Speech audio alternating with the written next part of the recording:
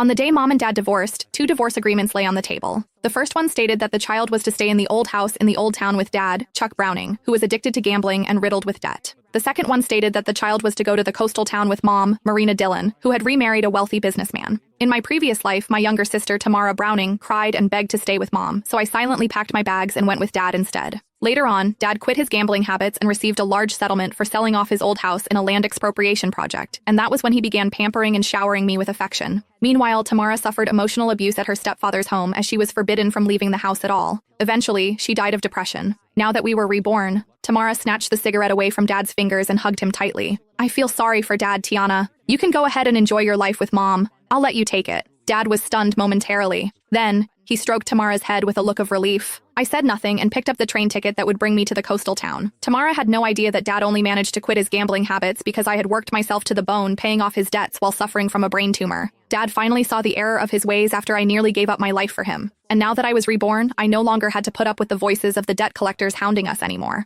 All I wanted was just a good night's sleep. I picked up my worn-out suitcase. Get out of here. Go look for your gold digger of a mother instead, Dad said, waving his hand dismissively at me like I was just an annoying fly. Tamara hid behind him and made a face at me. She mouthed, "Don't come begging me for money the next time you see me." I smiled and said nothing. Instead, I turned around and walked out into the rain, flinching at the cold. I could feel the chill seeping into my bones. It wouldn't make much of a difference wherever I went anyway. I just wanted someplace quiet to spend the last of my days, getting through everything. At least I no longer needed to hear the debt collectors hounding at the door or put up with the horrible stench of cigarettes anymore. Mom's black Mercedes was parked at the entrance to an alleyway. The car windows rolled down, revealing Mom's youthful, well-maintained face. She frowned as she stared at my drenched body, a look of disgust in her eyes. "How did you end up like this? Hurry up and get it, and make sure not to dirty the interior of the car." I opened the backseat door and was just about to enter when she said, "Throw that suitcase into the back." She pointed at my suitcase and said, "That's so filthy. I don't even know what germs it's covered in." I hesitated for a moment. However, I still did as she said and put the suitcase in the trunk of the car. When I finally got back inside the car, I did my best to stay in a corner and take up as little space as possible, not daring to touch the leather seats.